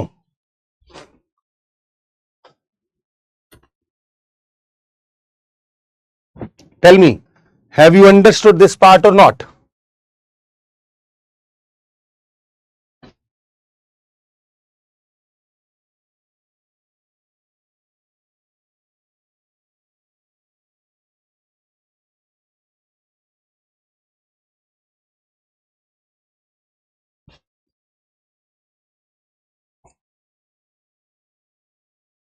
ताकि मैं आगे बढ़ूं तो मुझे थोड़ा सा वो तो हो, है ना। चलिए देखते हैं, हाउ मैनी ऑफ यू, और दादा रे दादा, मजा आ गया। So now we are going to talk about these. ठीक है, चलिए रेन, सबसे पहले हम बात करते हैं फॉर्म्स ऑफ प्रेसिपिटेशन की। ये फॉर्म्स बहुत अच्छे से समझ में आ जाएंगी अगर आपको मैं एक तरीके से समझाऊं। एक तरीके से समझाता हूं, बहुत गौर से समझना, मजा आ जाएगा। इससे क्या है आपको, और इससे क्या है आपको, टाइप्स ऑफ रेनफॉल भी समझ में आ जाएगा। टाइप्स ऑफ रेनफॉल भी समझ में आ जाएगा, जिसमें दो तीन तरीके हैं। जैसे कि one we call as the convectional rainfall, second we call as orographic rainfall, and third we call as frontal rainfall. Frontal rainfall, ये तीन तरीके हैं, तीनों को समझते हैं, you will be in a better position to understand everything, right? चलिए, सबसे पहले let's start with the convectional rainfall. Convectional rainfall, बच्चा लोग बहुत गौर से ध्यान से समझना जो ये टाइप ऑफ रेनफॉल मैं बता रहा हूं, ठीक है? अब क्या होता है, ये हमने बहुत बार पढ़ा है, बहुत बार पढ़ा है हमने इस रेनफॉल को. कन्वेक्शनल रेनफॉल का मतलब क्या है? सबसे पहले तो ये है सरफेस. सरफेस का क्या हो जाना? वार्म हो जाना. सरफेस कैसे वार्म होगा सर? सनलाइट से वार्म होगा. इसके संपर्क में एक हवा आई, हवा राइज हुई. जब हवा राइज हुई सर, राइज होते होते इस हवा ने क्या बनाए? बादल बनाने शुरू किए. हवा ने क्या बनाने शुरू किए सर? बादल बनाने शुरू किए. अब ये बादल बनते जा रहे हैं, बादल बनते जा रहे हैं, ये हवा राइज करती जा रही है. अब ये बादल बन गए. अब हुआ क्या सर? जब ये बादल बन रहे थे, इस सिनेरियो में, इस सिनेरियो के अंदर यहां पे एक चीज देखी मैंने, जो हवा ऊपर की ओर जा रही है उसे हम कहते हैं अपड्राफ्ट. इसे हम क्या कहते हैं? अपड्राफ्ट.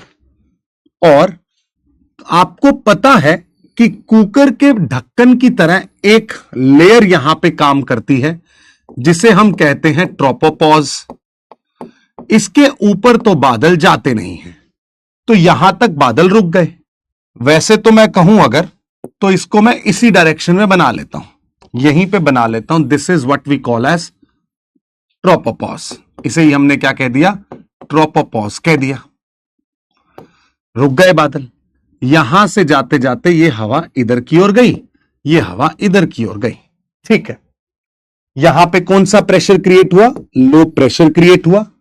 यहां पे कंडेंसेशन हुआ, क्लाउड्स फॉर्म हुए, क्लाउड्स फॉर्म हुए, और इन क्लाउड्स के फॉर्म होने से रेनफॉल होने लगी.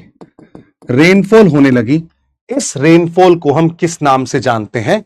कन्वेक्शनल कन्वेक्शनल रेनफॉल के नाम से जानते हैं. इस रेनफॉल को हम किस नाम से जानते हैं? Convectional rainfall, right? और ये जो प्रोसेस है, क्यों कन्वेक्शनल कहते हैं? क्योंकि आपने मेरे साथ कन्वेक्शनल हीटिंग पढ़ा है, राइट? तो मैं आपको इसके बारे में एक ड्राफ्ट लिख देता हूं ताकि आपको कभी डाउट आए ही ना कि क्या है. देखिएगा, स्टेप बाय स्टेप अगर हम इसे समझने की कोशिश करते हैं. सबसे पहला स्टेप, सोलर हीटिंग. लिख लीजिएगा साथ में, आपको कहीं से पढ़ने की जरूरत नहीं पड़ेगी और ऐसा समझ में आएगा, हमेशा के लिए एप्लीकेबल रहेगा. सोलर हीटिंग, ओहो, वार्म्स द सरफेस. सबसे पहले तो जो सोलर हीटिंग हुई उसने क्या किया? सरफेस को वार्म कर दिया. जब इसने सरफेस को वार्म किया तो उसके बाद क्या होगा? जो कि surface which heats the air above it, the air above it, the air above it. Second number point पे what we find, second number point पे what we find here is, ध्यान से समझिएगा, वार्म एयर जिसके पास water vapour था, warm air carrying water vapour, carrying water vapour rises, rises. क्यों rise होगी हवा भाई? क्योंकि सर गर्म हवा हमेशा क्या होती है? राइज होती है ना? Third point, as it rises, it cools and condenses to form clouds. ये भी समझ में आ गया सर, कोई दिक्कत नहीं है. As the water droplets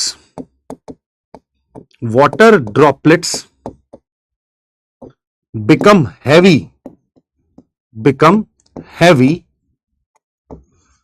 they fall down.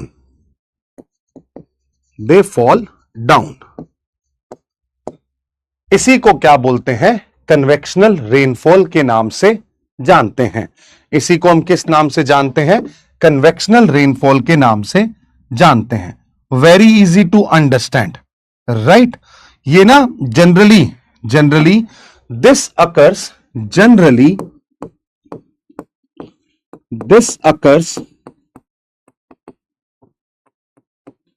in equatorial regions,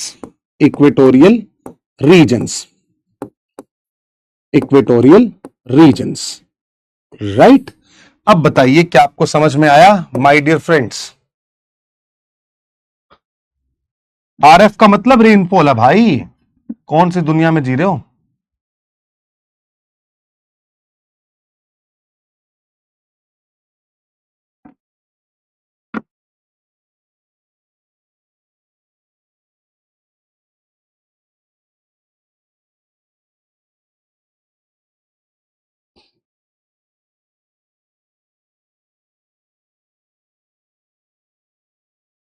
जहां तक मुझे लग रहा है आज अच्छा समझ में आ रहा होगा सबको, क्योंकि कुछ लोगों के घर पे अभी फोन जाएगा तो अपने आप ही पहुंच जाएंगे.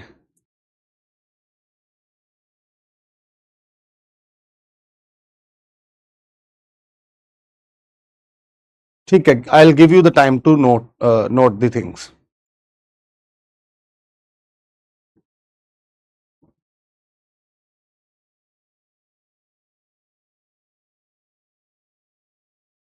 ठीक है, डन. अब आगे बढ़ते हैं और एक चीज बताता हूं, बहुत गौर से सुनना. क्या होता है कि ऐसे रीजन्स में, इक्वेटोरियल रीजन्स में, जब व्हेन वाटर वेपर, पानी जो है, वाटर वेपर जो है, when water vapour is high and surface is also warm,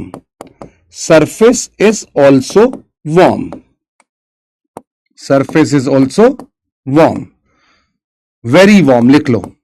तब क्या होगा? तब देखते हैं, बहुत गौर से सुनना.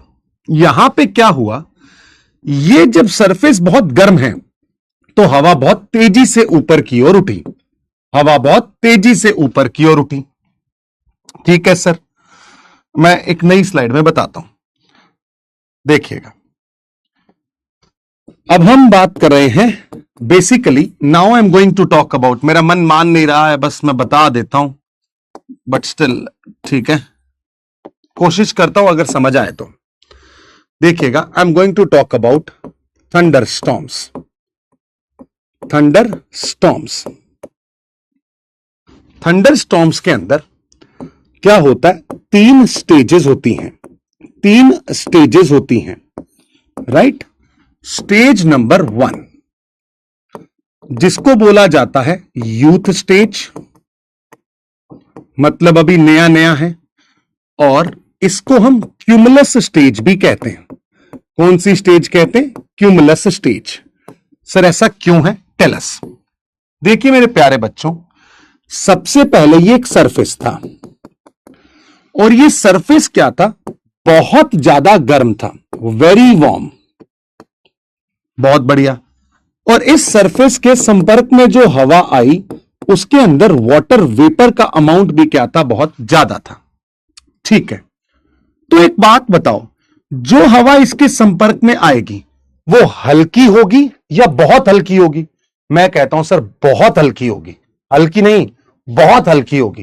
सर क्यों बहुत हल्की होगी? क्योंकि ये सरफेस बहुत गर्म है.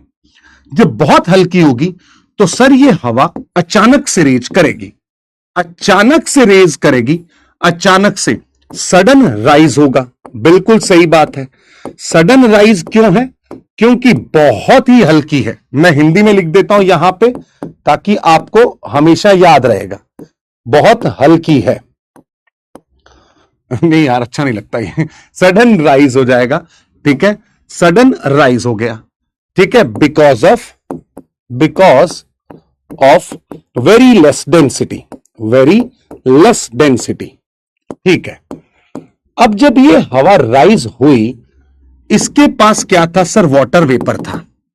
वाटर वेपर, हवा राइज हुई, राइज होने से टेम्परेचर क्या हुआ? कम हुआ। तो क्या बनने लगा सर? यहां पे बनने लगा क्लाउड। बट सर क्लाउड कैसा बन रहा है? क्लाउड सर इस तरीके से बन रहा है जैसे कि कॉटन की वूल होती है। बेसिकली ये सर कौन सा क्लाउड है? Sir this type of cloud is termed as cumulus cloud, इसीलिए इसको क्यूमुलस स्टेज कहते हैं, ठीक है सर। सर इस स्टेज में हो क्या रहा है? पहली बात सर, यहां पे लो प्रेशर बहुत ही ज्यादा लो हो गया। दूसरी बात, ऊपर जाने वाली एयर को, ऊपर जाने वाली एयर को एक नाम से जानते हैं हम, we call it as updraft.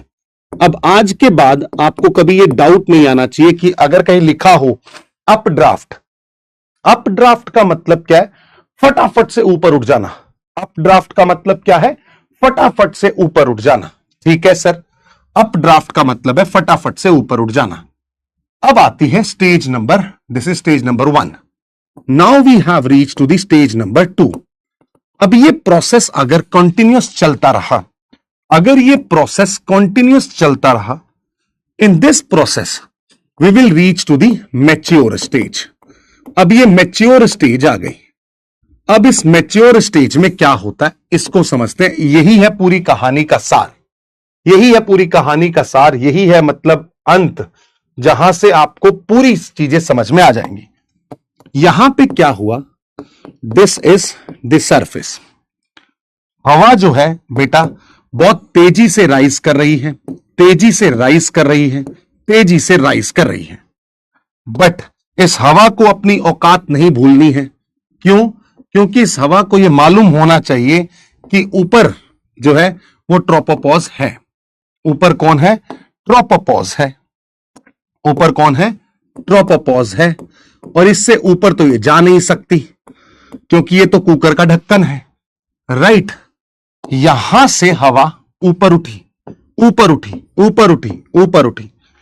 तो क्या ये हवा इस पर्टिकुलर एरिया के अंदर, अगर आप देखोगे जहां जहां से ऊपर जाती जा रही है, वहां वहां से आपको क्लाउड बनाते हुए नजर आएगी? बिल्कुल सही बात है सर, क्लाउड बनाते हुए नजर आएगी। वहां से ये क्लाउड बनाते हुए नजर आएगी।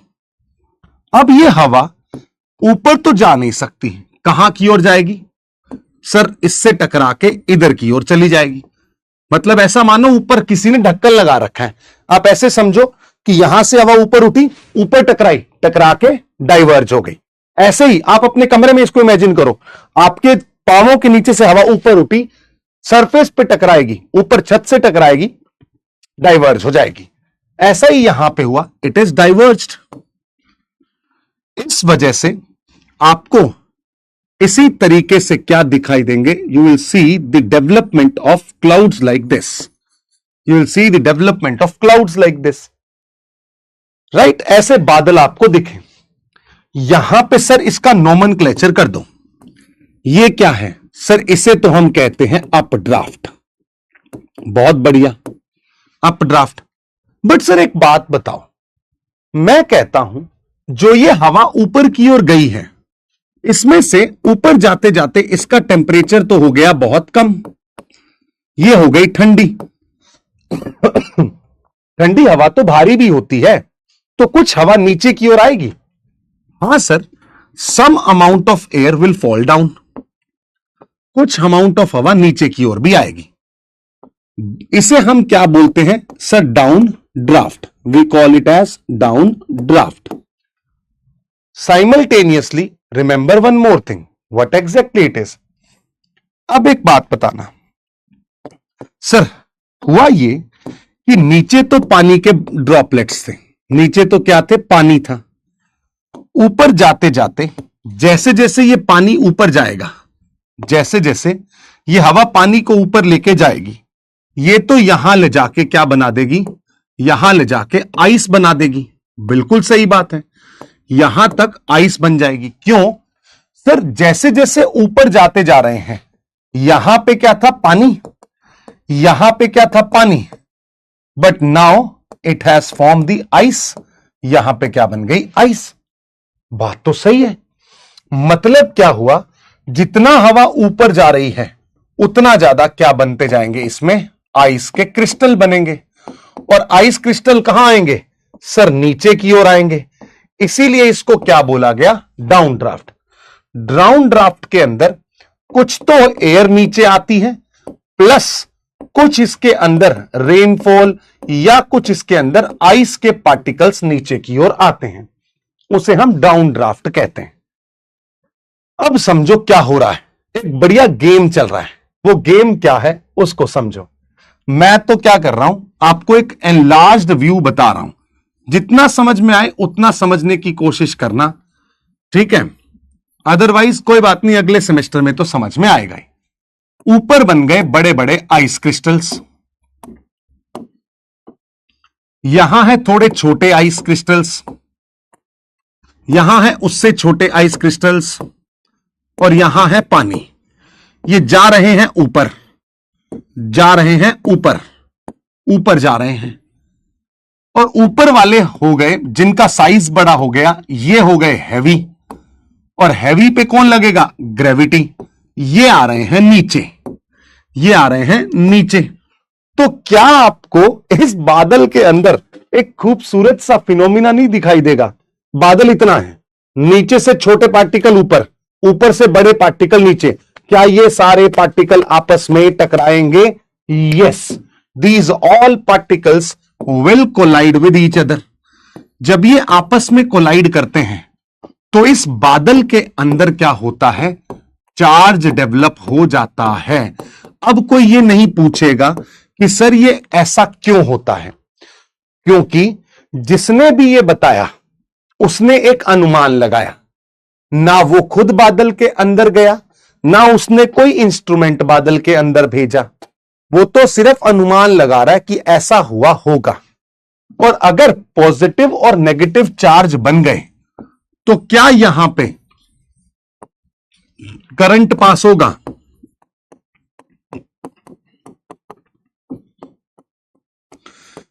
जिसकी वजह से आपको क्या दिखाई देगी, lightning. Tell me, have you understood this part or not?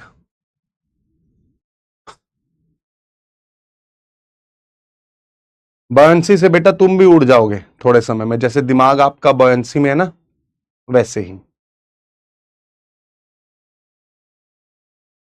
अगली क्लास भी है तो आप जाएं अगली क्लास में, कौन रोक रहा है तुम्हें जाने से?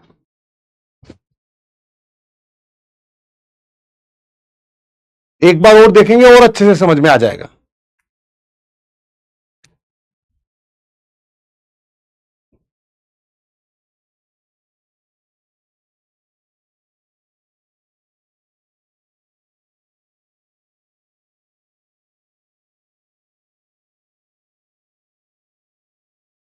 सारू छे, अब ये समझ में आ गया होगा आपको, है ना? चलिए, now what happens, now what happens is, वापिस रोकते हैं इसको ताकि बॉयंसी में लोगों का दिमाग उड़ ना जाए। चलिए, दिस इज इलेक्ट्रिक करंट। अब ये करंट पास हुआ, आपको बिजली दिखी, बहुत हाई वोल्टेज करंट पास होता है यहां से। अब क्या होता है, अब एक बात बताता हूं, जब आपने क्या किया, इससे क्या प्रोड्यूस हुई, लाइटनिंग प्रोड्यूस हुई। सर ये कौन सा क्लाउड है? सर इस क्लाउड को क्यूमुलो निम्बस क्लाउड कहते हैं। इस क्लाउड को किस नाम से जानते हैं? क्यूमुलो निम्बस क्लाउड के नाम से जानते हैं। ठीक है सर, क्यूमुलो निम्बस क्लाउड के नाम से जानते हैं। मेरे प्यारे बच्चों, मेरे प्यारे बच्चों, ध्यान से सुनिएगा। जब आप किसी बलून में, बलून के अंदर एयर फिल कर रहे हैं, बलून फूलता जाएगा, फूलता जाएगा, फूलता जाएगा, आप एनर्जी दे रहे हैं, एक दिन बलून फूटेगा और आवाज आएगी।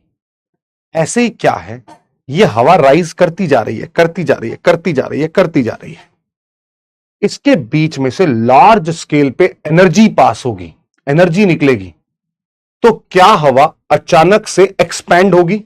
यस।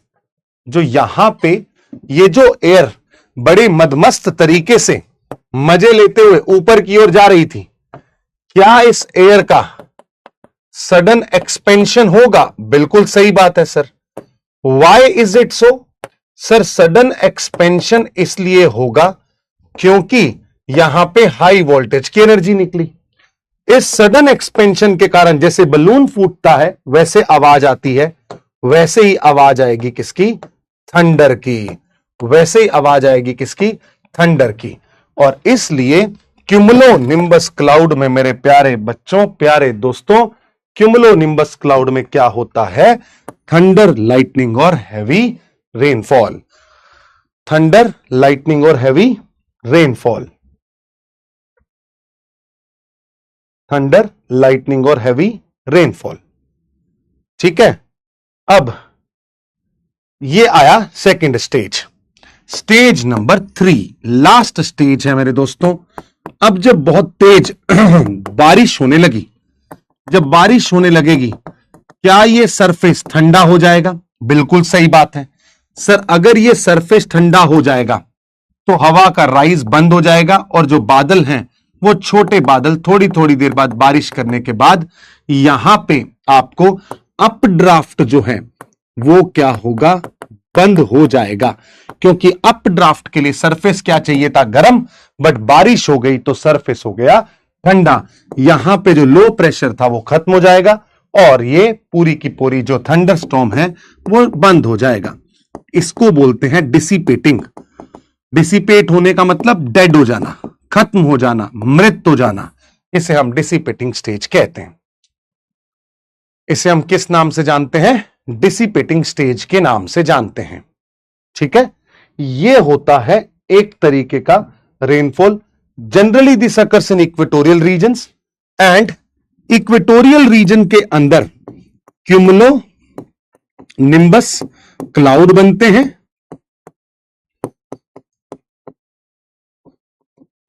और इस वजह से हैवी रेनफॉल एंड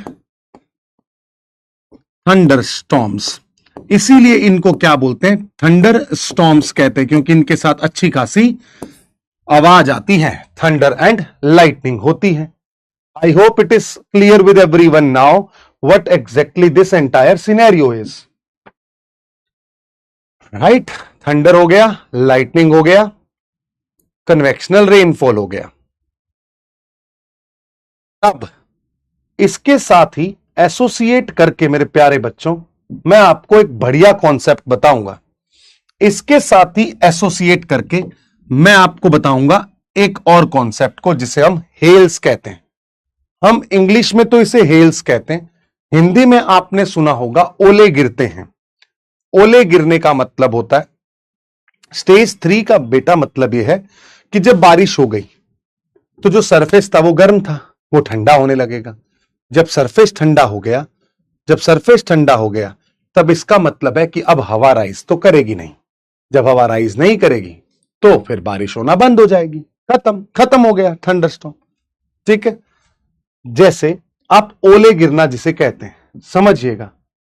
यहां पे मैं आपको एक डिफरेंस बताता हूं। How ice is formed under the clouds बच्चा, क्योंकि जितनी ज्यादा हवा ऊपर जाएगी उतना ज्यादा आइस बनने के चांस होंगे। लास्ट कॉन्सेप्ट बता रहा हूं बच्चा।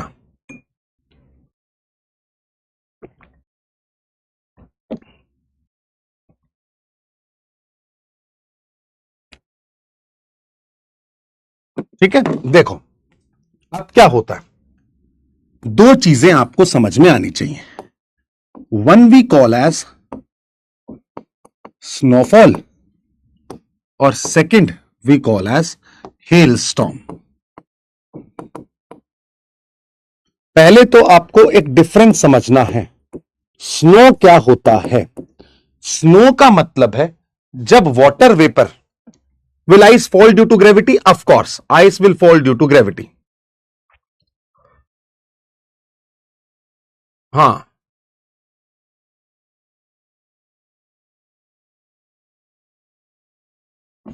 ठीक है। देखिएगा स्नो का मतलब क्या है। When water vapour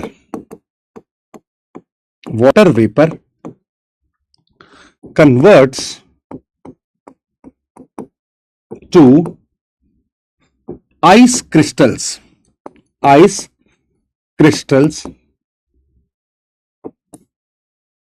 which are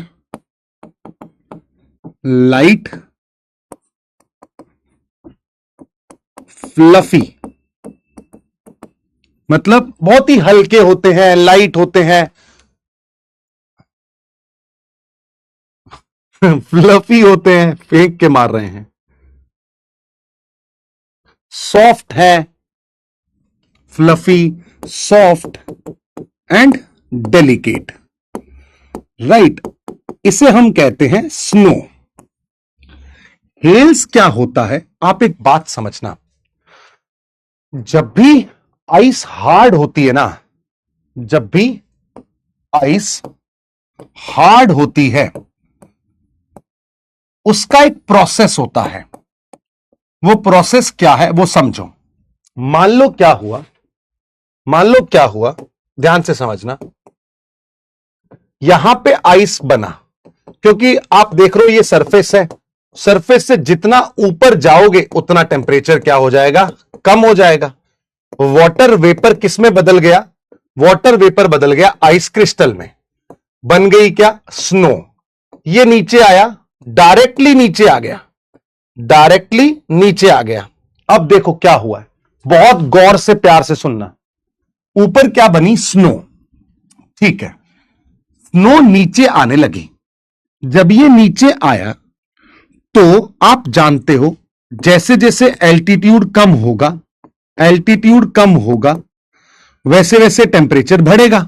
नीचे तो तापमान ज्यादा है, तो इतना बड़ा पार्टिकल था स्नो का, धीरे धीरे पिघलते छोटे छोटे पार्टिकल्स के रूप में आके यहां पे आप मदमस्त तरीके से कश्मीर में वादियों में आप अपना एंजॉय कर रहे थे। कोई दिक्कत ही नहीं है, इसे हम स्नोफॉल कहते हैं। बट अगर आप कश्मीर में नहीं हैं तो यहां का तापमान क्या है? बहुत ज्यादा है, टेम्परेचर बहुत ज्यादा है। आप अगर दिल्ली में हैं तो क्या ये पूरा स्नो मेल्ट हो जाएगा? हां सर, पूरा स्नो मेल्ट हो जाएगा और आपको क्या नजर आएगी? रेनफॉल नजर आएगी। तो आपको समझ में आया? अगर सराउंडिंग में तापमान, कश्मीर, हिमाचल, उत्तराखंड, इन एरिया में बहुत कम है सराउंडिंग का तापमान, इसलिए आपको सीधा स्नोफॉल दिखा।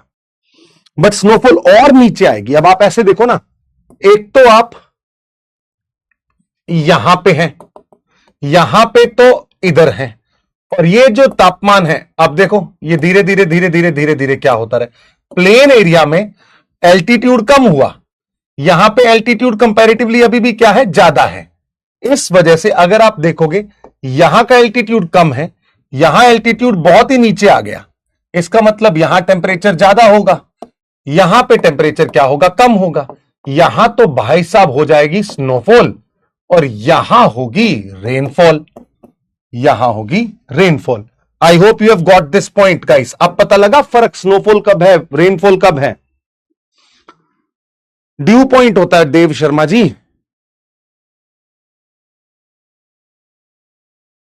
वो फ्रीजिंग पॉइंट होता है। Very good, depend on temperature. Basically ऊपर से तो स्नो ही निकला था, बस तेरी किस्मत खराब थी कि तू दिल्ली में था। अगर तू हिमाचल में होता तो तेरे को स्नो ही नजर आता, या कश्मीर में होता तो भी स्नो ही नजर आता। सर ये तो समझ में आ गया कि स्नोफॉल और रेनफॉल क्या होता है। फॉर्म्स ऑफ रेनफॉल अगर आप बताएं सर, ये भी हो गया और ये भी हो गया, राइट। ठीक है, अब हेल क्या है, ये क्या है भाई, ये बीमारी क्या है, इसको भी तो दूर करो। अब क्या होता है, हुआ ये, but sir about exceptional cases, वो एक्सेप्शनल है। अब हेल्स देखते हैं, ठीक है, वो क्या है। जब भी ऐसे रीजन्स जहां पे आ रहे हैं, जब भी ऐसे रीजन्स जहां बहुत गर्मी हो जाती है और ऐसे क्यूमुलोनिम्बस क्लाउड बनते हैं, इन केस में क्या होता है उसको समझें। देखो, कोई भी पार्टिकल, ये स्नो है, ये क्या है, स्नो है, मान लो ये स्नो है। जब ये नीचे आ रही थी, नीचे आ रही है, सर ये क्या हो गया, मेल्ट हो गया, नीचे आते आते मेल्ट हो गया। बट सर इसमें तो हवा बहुत तेजी से ऊपर जा रही है, तो ये जो मेल्ट होके पानी की बूंदें बनी, सर इनको वापस ऊपर ले गया, इनको हम वापस कहां ले गए, ऊपर ले गए। जब ये वापस ऊपर गया मेरे दोस्तों, तो वापस क्या बन गया, स्नो बन गया। फिर बाहर हुआ, वापस नीचे आया, वापस नीचे आया, फिर मेल्ट हो गया, फिर इसको हवा ऊपर ले गई। तो क्या यहां पे जैसे जैसे पार्टिकल नीचे आ रहा है, मेल्ट हो जा रहा है, फिर ऊपर जा रहा है, फ्रीज हो जा रहा है, फिर नीचे आ रहा है, मेल्ट हो रहा है, फिर ऊपर जा रहा है, फ्रीज हो रहा है। क्या यहां पे मैं बोल सकता हूं ऑल्टरनेट मेल्टिंग एंड फ्रीजिंग हो रहा है, मेल्टिंग एंड फ्रीजिंग हो रहा है। या तो वो देखो, तीन कंडीशन है, या तो अगेन सीधा नीचे आ जाए, तब तो स्नोफॉल है, सीधा नीचे आ गया पानी की बूंदों के रूप में, रेनफॉल है। नीचे आया, वापिस ऊपर गया, फिर नीचे आया, फिर ऊपर गया, नीचे आया, फिर ऊपर गया।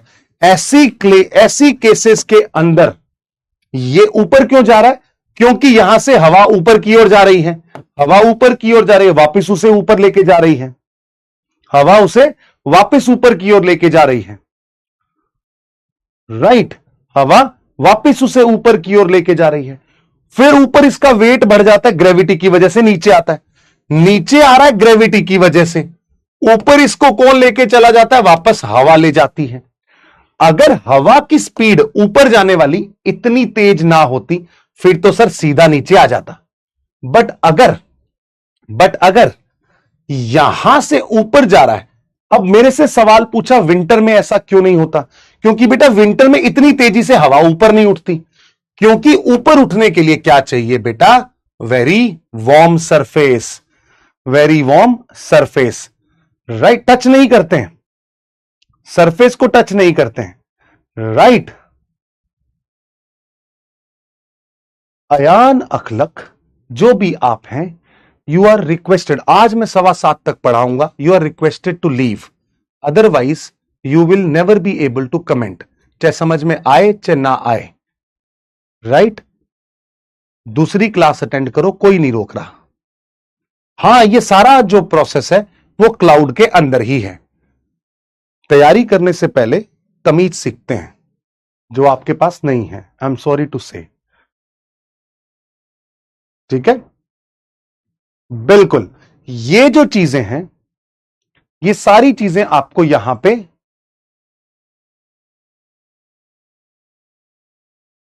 Done. So with this what happened, equatorial region में आपको क्या मिलेगा, बिल्कुल साजिद एकदम सही है, इक्वेटोरियल रीजन में क्या मिलेगा आपको, ऐसी चीजें मिलेंगी। डन रहा, everything is depending on temperature, बहुत बढ़िया, वेरी गुड, डन। नाउ जब ये ऑल्टरनेटिव फ्रीजिंग और मेल्टिंग हो जाएगी, इस केस के अंदर जो स्नो है वो क्या होने लगेगा, हार्ड होने लगेगा, उसी को हम क्या कहते हैं, हेल कहते हैं। तो क्या जहां थंडर स्टॉर्म्स होते हैं वहां पे चांसेस हैं किसके, हेल स्टॉर्म्स के। और थंडर स्टॉर्म्स की पहली कंडीशन क्या है मेरे दोस्तों, वार्म सरफेस। इसलिए क्या जो इक्वेटोरियल रीजन के अंदर आपने ये इक्वेटोरियल रीजन लिखा, यहां पे थंडर स्टॉर्म्स के साथ साथ हेल स्टॉर्म्स भी हो सकते हैं, यस, हेल स्टॉर्म्स भी हो सकते हैं। राइट? बिल्कुल, सारा कुछ टेम्परेचर का खेल है।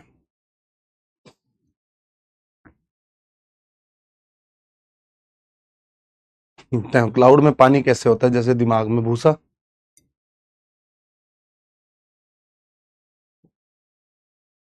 ठीक है, now now I will tell you कि कल आप इसको दोबारा ध्यान से रिवाइज करेंगे, you will be able to understand everything, right? कल इसको थोड़ा सा और आगे की ओर लेके चलते हैं, ताकि इस पूरी की पूरी जो क्लास है उसको आप 2 बार पढ़िएगा। एसिड रेन वैसिड रेन सब समझा देंगे, टेंशन नहीं लेना, ठीक है?